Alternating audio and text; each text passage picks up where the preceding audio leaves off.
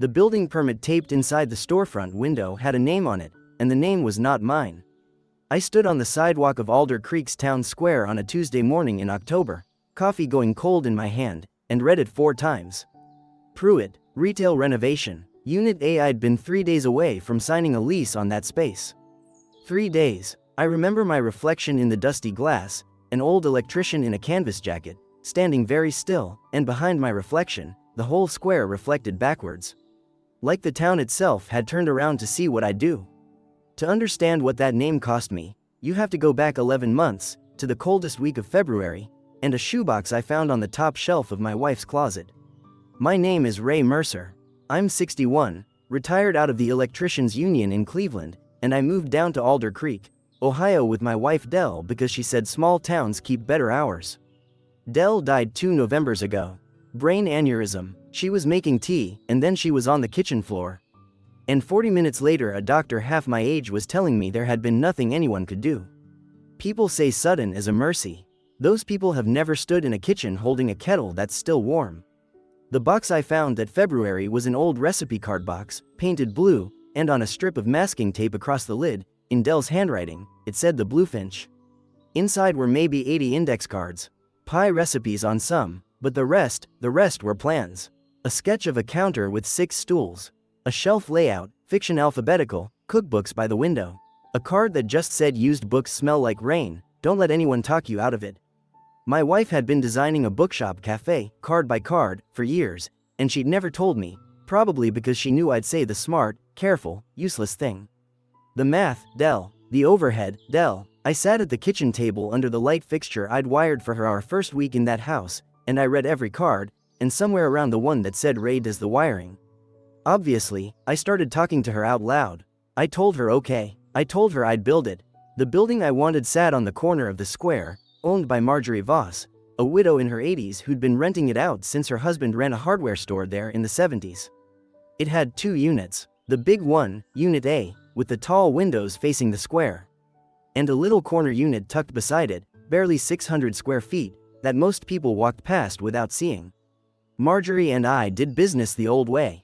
Coffee at her kitchen table, a handshake, a fair rent, and a signing date circled on her calendar for the last Friday of October. Nothing in writing yet. Her word had been good for 50 years. Mine had been good for 61. I didn't think either of us needed paper. That was my mistake, and I'll own it. I told my son about it in September. Caleb's 30, an estimator for a construction outfit, and he's got his mother's soft heart, which I love, and no armor over it, which worries me. He was newly engaged to Brooke Pruitt, a 4th grade teacher with a laugh that makes strangers smile, and I liked her from the first handshake. Her mother was a different weather system. Sandra Pruitt ran a boutique out on the highway strip and carried herself like the town had been built slightly beneath her. At the engagement dinner, she looked at the pie I'd baked from one of Dell's cards, tilted her head, and said, "Homemade." How brave. Then she talked for 20 minutes about relocating her boutique somewhere with real visibility. Somewhere on the square, somewhere befitting a flagship. I ate my pie and said nothing, because keeping the peace is a skill I've practiced my whole life, and it would take me another year to learn it can also be a flaw. Near the end of the dinner, while Brooke was in the kitchen and I was clearing plates, I heard Sandra's voice drop into something casual and light, the way a hand drops into a coat pocket. "Caleb, honey," she said, "how's your dad's little project coming along?" "The one on the square." I'd just love to hear where things stand. I didn't hear the answer Caleb gave her that night. I know now that it didn't matter, because Sandra Pruitt never needed a single answer. She worked in installments. Over the next 6 weeks, while I was pricing espresso machines and sketching shelf brackets on graph paper, she was working on my son the way water works on limestone. Never a demand, always a reason. Wedding budgeting, she called it. We're all one family now, she called it. She'd ask Caleb what my rent was going to be, purely so she could help the kids plan around family finances. She'd ask when I was signing, purely so the wedding deposits wouldn't land the same month. She'd ask how a retired electrician affords a storefront anyway, with a little laugh at the end that made the question sound like concern. Piece by piece, over dinners and phone calls and one long car ride to look at reception venues, my son handed over my rent figure, my signing date, and Marjorie Voss's phone number. He wasn't betraying me, he was being sanded down. There's a difference, though I'll admit it took me a while to feel it. What Sandra did with those pieces, I would not learn in full for months. What I can tell you is what Marjorie later remembered of the phone call. A warm, capable voice. So sorry to intrude. A delicate situation. The voice said Ray Mercer's financing had fallen apart, that the poor man was too proud to admit it. And then the part one still have trouble saying out loud. The voice said my health was failing. That after losing my wife the way I did, I wasn't well, and the family was worried, and it would be a kindness. A kindness. Not to burden me with a lease I could never carry. Then the voice offered Marjorie $200 a month more than my number and said she could have papers ready by Friday. Marjorie was 83, alone, and being told a widower was quietly dying. She believed it, most decent people would. Sandra signed on the Tuesday before my Friday. I found out the way you found out at the start of this story. Standing on the sidewalk with a cold coffee, reading a stranger's name through dusty glass. I drove home, called Marjorie's landline, and got a voice so small and rattled it barely sounded like her. Ray. Oh, Ray. They told me you were sick. They told me the money fell through. I thought I was doing right by you. She was crying before I could ask who they were, and I didn't have the heart to push an old woman through her own kitchen phone. I told her it was all right. It was not all right. But I've spent 61 years telling people things are all right so nobody has to raise their voice, and habits like that don't die on a Tuesday. That evening I sat in my truck across the square and watched Sandra inside Unit A with a tape measure and a clipboard, walking the tall windows like she was fitting the room for a crown. The lease I'd never gotten to sign was still on my passenger seat in its manila envelope, my pen clipped to the flap. I sat there for 40 minutes. I never got out. Caleb came to the house 2 nights later, and the truth came out of him the way a splinter comes out, in pieces, worst part last. First it was, Dad, I might have mentioned your timeline. Then it was, she kept asking, I didn't think anything of it. Then, near midnight, standing in my kitchen under the light I'd wired for his mother, he said the last piece. I gave her Marjorie's number.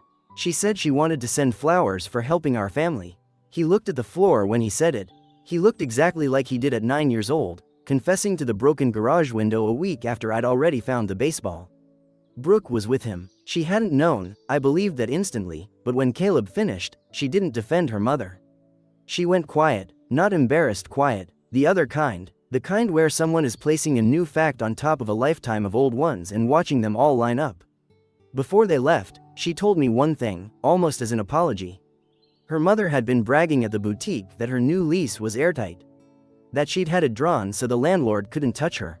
Airtight. She was proud of that word. I filed it away without knowing why. I didn't call Sandra. I didn't post anything, say anything, demand anything. Around town, I imagine it looked like I'd simply folded. Maybe, for about 9 days, I had. Then my phone rang with an unfamiliar number, and a younger man's voice introduced himself as Gary Voss, Marjorie's nephew, calling from Columbus. He was sorry, genuinely sorry, about the mix-up with the lease. His aunt was sick over it, and then, trying to explain why the family hadn't caught it sooner, he let something slip that changed the whole shape of my thinking. We've been trying to get her to simplify things, he said. Honestly, the lease is the least of it. We want her to sell the building. The whole thing. I stood in my kitchen with the phone against my ear, and for the first time in 9 days, I felt myself get very, very calm. I drove out to see Marjorie Voss the next afternoon. She lived in a white farmhouse 2 miles past the grain elevator, and she had a pot of coffee and an apology waiting before I got my boots off. She kept twisting her wedding ring while she talked. The caller had sounded so sure, she said. So concerned. Sick husband, dying wife, 40 years of renting to people on a handshake, and the one time somebody lied to her. They lied about the 2 things an old widow would never question: money trouble and failing health. I told her the truth about both. Then I asked her the question I'd been chewing on since her nephew's phone call. Was the family really pushing her to sell? She nodded at her coffee. Gary wanted it handled before winter. Off her plate, off her taxes, out of her worry. She said the word developers like it tasted bad. I said, what if it wasn't developers? Here's what I had: a union pension I'd taken partly as a lump sum, sitting mostly untouched because Dell and I never lived like people who had it. A paid-off house, and a fishing boat in the driveway that I'd used exactly twice since she died, because it turns out fishing alone is just sitting on water. I sold the boat in 9 days. Then I called Denny Ruiz, my old foreman from Cleveland, 30 years of pulling wire together, a man who once rewired a hospital wing during an ice storm and complained only about the vending machines. Denny had retirement money, restlessness, and a wife who wanted him out of the house. I offered him a minority stake. His cash toward the renovation, my cash toward the purchase. He listened to the whole story on my back porch, quiet for once, and when I finished he said, "So the plan is you buy the ground out from under the woman who robbed you, and she doesn't know?" I said that was the shape of it. He grinned like a man who'd just been handed free tickets. "Ray, I've known you 40 years. This is the most interesting thing you've ever done. We did it clean and legal." A lawyer in Chillicothe set up the paperwork. And when she asked what to name the company, I looked at the blue index card I'd been carrying in my shirt pocket and said Bluefinch Properties, LLC. The offer to Marjorie was fair market, no games, with seller financing so she'd collect steady payments for years instead of one taxable pile, and a term that let her stay in her farmhouse for good, which is what she actually wanted and what no developer was going to give her. Gary ran the numbers in Columbus and called it the easiest sale he'd ever seen. Nobody outside that room knew the buyer's name, and the name on every document was a bird off a recipe card. I didn't tell Caleb. I want to be honest about that decision, because it wasn't strategy at first.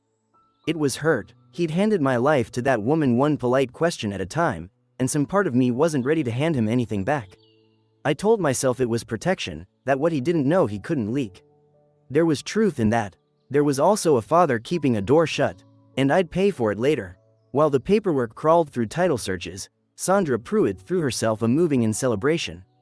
Balloons on the square, a banner about a grand transformation coming soon. She stood in front of those tall windows telling the local paper about her flagship boutique, about elevating Alder Creek, and the photo they ran showed her with her arms spread wide in a space she believed she'd won. She'd taken the big unit, obviously. The little corner unit next door, 600 square feet with its own door, she had waved off during her walkthrough. A closet with a door, she'd called it, loud enough that the story got back to me through two people. Good, I thought, keep the closet out of your mind. I had plans for the closet. Denny and I walked the building's bones one cold evening after the inspection, flashlights in the basement, cobwebs and 60 years of other people's storage. I stood in front of the original fuse panel for a long time, reading it the way some men read scripture. Tracing what fed what, every circuit in that building would eventually answer to me. There was a comfort in that I'm not proud of and won't pretend I didn't feel. We closed on a Thursday morning at the title office, coffee in paper cups, signatures in blue ink. Afterward, Marjorie squeezed my hand and gave me a heavy accordion folder. Everything she had on the property, she said. Warranties, tax records, tenant papers. It's all in there, she told me. Every last thing. I put it on my truck seat and didn't open it for weeks. If I had, this story would have moved a lot faster. Because sitting in that folder, filed neatly under the tab marked lease, was every word anyone had ever sent Marjorie Voss about Unit A. Denny and I spent that winter turning the closet with a door into the Bluefinch. I did the wiring myself, every outlet, every fixture, and I'll tell you there's a particular satisfaction in lighting a room for a woman who can't see it anymore. We built it off her cards. 6 small tables, because her sketch showed 6. Shelves to the ceiling with a rolling ladder, because one card said a bookstore without a ladder is just a room with books in it. A pie case by the register, which was Dell's mother's register before it was Dell's, a heavy chrome thing that rang an actual bell. The first slice I ever sold was her buttermilk pie, to a retired schoolteacher named Harriet, on a snowy Tuesday in March. When that bell rang, I had to step into the back for a minute. I'm not ashamed of that. Next door, on the other side of a shared brick wall, Sandra Pruitt was running her boutique and mailing her rent to Bluefinch Properties, LLC, at a post office box in Chillicothe. She never once connected the little cafe to the name on her lease. Why would she? I was the tired old man she'd already erased. And I want to be clear about how I ran that building, because this is the part people get wrong when they hear the story secondhand. I was not cruel. I was exact. Her lease, the airtight one she'd bragged about, ran both directions. When her furnace acted up in January, I had a tech there by 2 o'clock the same day. When her gutter sagged, it was fixed inside a week. She had nothing to complain about, and that was the point. But the same document had her obligations in it, and I honored those too. Rent due the 1st, late after the 5th, and when she paid on the 7th of February, the late fee appeared on her statement like weather. When she hung an enormous vinyl banner across the historic facade, a violation of the signage clause she'd initialed herself. She got a polite letter on LLC stationery citing the paragraph and the line. She wrote back furious. 3 pages. I read her complaint letter at my kitchen table, at night, addressed to a landlord she'd invented in her head, some faceless corporate man in Columbus. I answered it in 2 courteous sentences and enforced the clause. Meanwhile, the cafe did what Dell always said it would. Alder Creek didn't have a place to sit in the morning, and now it did. By April, there was a line out the corner door at 8 a.m. Contractors and teachers and old men arguing about high school football, and 30 feet away Sandra's window display glittered over an empty showroom. Foot traffic is a river. It goes where it wants. It wanted coffee and pie, and it stopped wanting $40 candles. She started standing in her doorway around 10 most mornings, arms crossed, watching my line the way you'd watch a leak spread across a ceiling. Brooke started coming in alone on Thursday afternoons, when the place was quiet. First it was polite, a slice of pie and small talk. Then one week she asked what Dell had been like, and I told her, and after that it wasn't polite anymore. It was real. She never mentioned her mother and I never asked, but I noticed she'd stopped saying we when she talked about the wedding planning. Caleb came too, differently.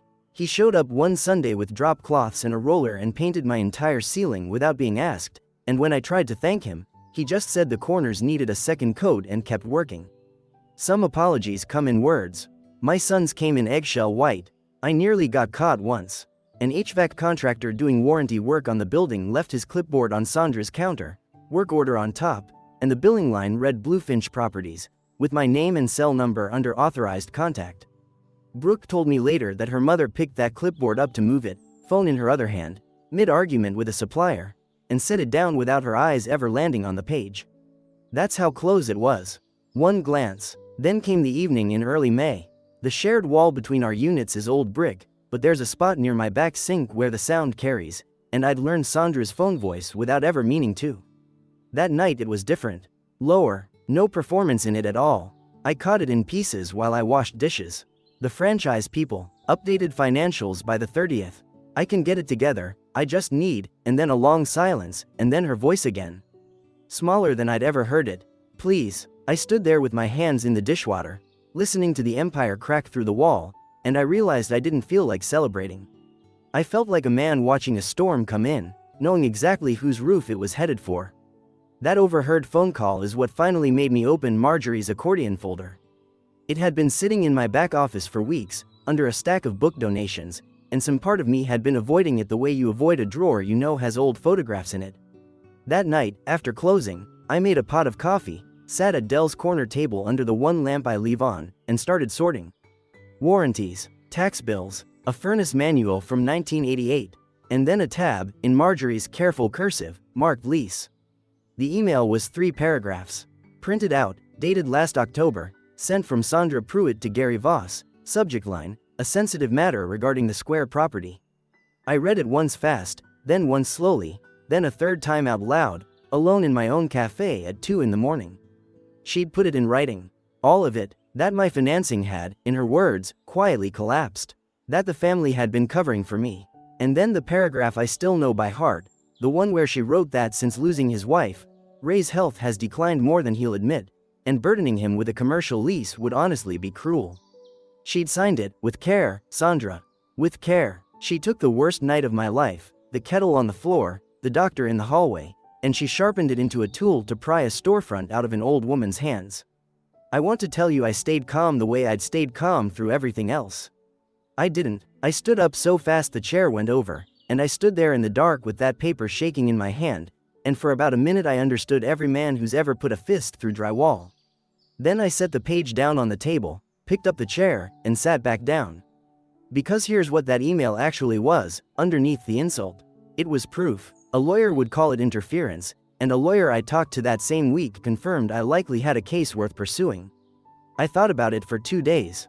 Then I told him no. Not because I'd gone soft. Because suing her would turn this into a fight about money, and money was the one language where losing didn't teach her anything. She'd already signed the only document that mattered to me. Her lease. My building. I didn't need a judge. I owned the ground she stood on. I filed the email in my desk drawer and waited. I didn't have to wait long. That same week, Sandra got a signage citation, the second one. And this time instead of writing her 3-page letter, she decided to find out exactly who she was dealing with. County property records are public. The deed transfer to Bluefinch Properties took her 10 minutes to find. The LLC's registered agent took one phone call to the state. and the agent's filing led to a name. Brooke told me afterward that her mother said the name out loud in her empty boutique, twice, like she was checking the pronunciation of a word she didn't believe existed. She came through my door at closing time on a Thursday, right as I was stacking chairs. She didn't browse, she planted herself in the middle of my cafe, between the pie case and the poetry shelf, and let it all come out. That I'd deceived her, that I'd humiliated her, that hiding behind a company name was cowardly, that a decent man would have said something, that this, and she swept her arm at my shelves, at Dell's shelves, was sick. A couple of my regulars were still finishing their coffee. They froze. The whole room waited for me to give her the scene she'd come for. I kept stacking chairs. I'd waited months for this moment, imagined a dozen versions of it, and when it finally arrived, I discovered I didn't want it. Yelling was her arena, paper was mine. When she ran out of accusations, I set the last chair on the last table, looked at her, and said the only sentence I had planned. Rent's due on the 1st, Mrs. Pruitt. Same as every month. Then I walked to the door and held it open. She stood there a moment longer, breathing hard, waiting for an enemy who never showed up. Then she left. Through the window I watched her stop on the sidewalk, halfway between my door and hers. A woman realizing she just screamed at a wall and the wall had a deadline. Brooke came in the next afternoon, Thursday quiet, and slid into the corner booth across from me without ordering anything. She'd heard her mother's version at Sunday dinner, she said. The version where a bitter old man had secretly bought the building to destroy an innocent businesswoman. She looked at me with steady eyes and said, "I know that's not the whole story. I want the whole story. All of it, even the parts about Caleb." I looked at her for a long moment, this young woman who was about to be my family, asking me to hand her the truth about her own mother.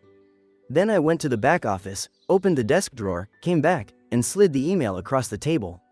Brooke read that email twice, folded it along its original crease, and said one quiet sentence before she left. "She used Dell against you."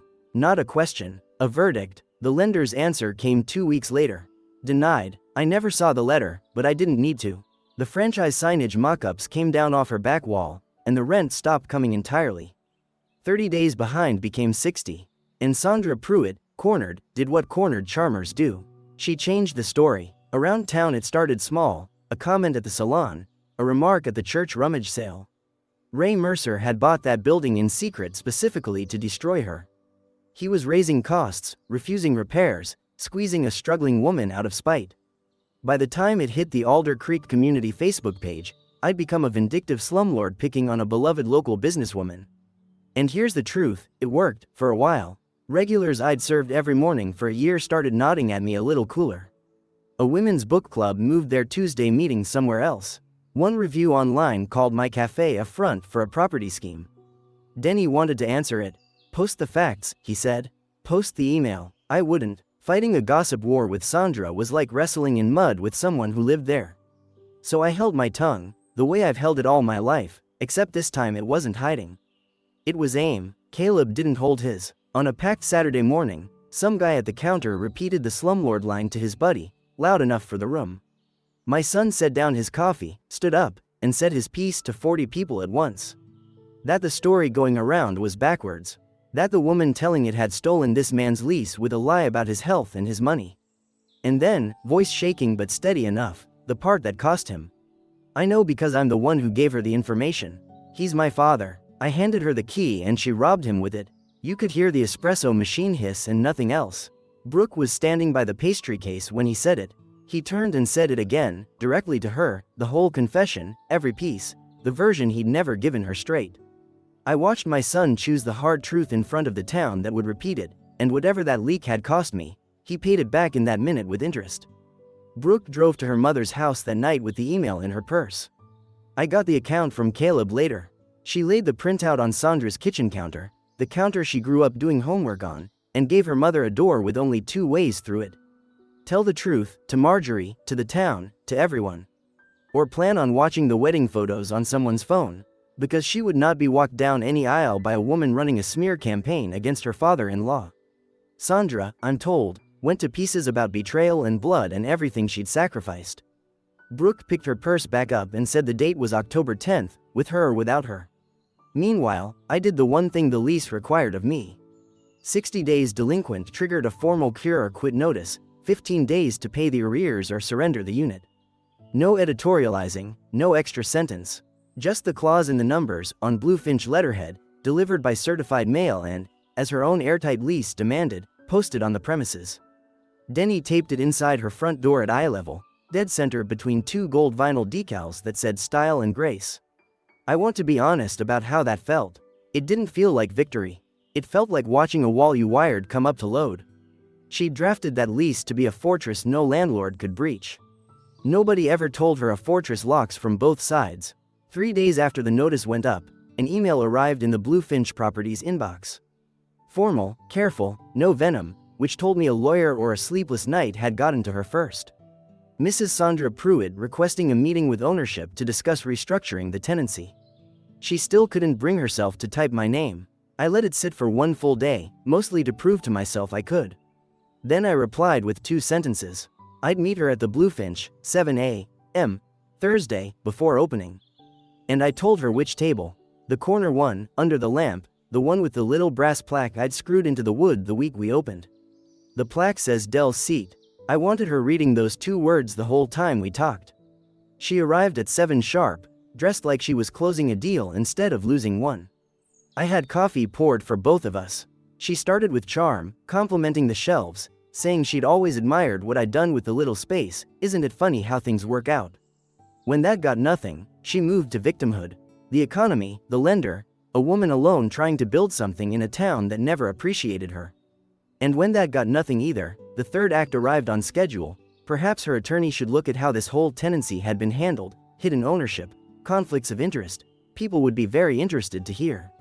I let her finish. Then I laid 3 papers on Dell's table, side by side, like a hand of cards. Her lease, her email to Gary Voss, the one with my dying health and my collapsed finances in her own typed words. And a single page I'd had my lawyer draft that week. Your attorney already told you there's nothing to look at, I said. Mine told me there is. That middle page is called tortious interference, and it comes with your signature on it. So here's what I'm offering instead. The 1-pager was simple. Bluefinch Properties would forgive all 60 days of arrears and release her from the lease cleanly, no eviction on her record. No judgment, no lawsuit. In exchange, she would sign a written retraction of what she'd told the Voss family, delivered to Marjorie by hand and published, in her own name, in the same community group where she'd called me a slumlord. And one more term, the only one I'd written personally. She would attend her daughter's wedding in October as a guest. Not a planner, not a director, not a voice. A guest. She read it twice. She looked up once, and I watched her search my face for the crack she'd always found in people. The softness that folds when the friction gets high enough. 30 years ago she'd have found it. She looked back down at the email sitting next to the lender's name in her mind, and she signed. No speech. The pen scratched, the bell over my door rang when she left, and that was the whole war. People imagine these things end with thunder. Mostly they end with a ballpoint. The retraction ran on a Wednesday. She kept it short and called it a misunderstanding she deeply regretted, which is the closest a woman like Sandra gets to the truth. But Marjorie got the long version in person, and that's the one that mattered to me. The boutique closed quietly over 3 weekends. No drama, just boxes. Word is she's working the register at a consignment shop out by the highway now, and when someone tried to hand me that news like a trophy, I found I didn't want it. She lied and she lost. That's the whole story. I don't need her ruined. I needed her wrong, on paper, in her own hand, and I got it. Caleb and Brooke got married October 10th, in the orchard out past Marjorie's farmhouse, 40 chairs and a borrowed arch. Sandra sat in the 2nd row and behaved like a guest, which may be the hardest thing she's ever done. Brooke danced with me once, and halfway through she said, Dell would have loved this, and I said, she's around, and we left it there. The main unit sat empty through the winter while Denny and I worked. In the spring we opened the doors on what it had become. The Adele Mercer Reading Room. Free books, take 1. Leave 1, no card, no late fees, a story hour on Saturday mornings that Brooke runs with the voices and everything. It connects to the cafe through a doorway I cut in that shared brick wall myself, which felt like the right use for it after everything it had overheard. And taped inside the front window, right where a stranger's permit once hung with the wrong name on it, there's one last blue index card. I found it at the bottom of the box, out of order, like she'd left it there for late. It says, in Dell's handwriting, a room full of books is just a room full of light waiting for somebody to switch it on. I'm Ray Mercer. I spent 60 years thinking that staying quiet was the same thing as staying whole, and I was half right. Quiet is fine, hiding isn't. When somebody takes from you, you don't have to shout, and you don't have to burn anything down. You become the man who owns the ground they're standing on. And then, when the moment comes, you give it away, on your terms. With her name over the door. Some mornings I flip the lights on in that reading room before anyone's awake, and I stand there a minute in everything she planned. Switched on, all of it,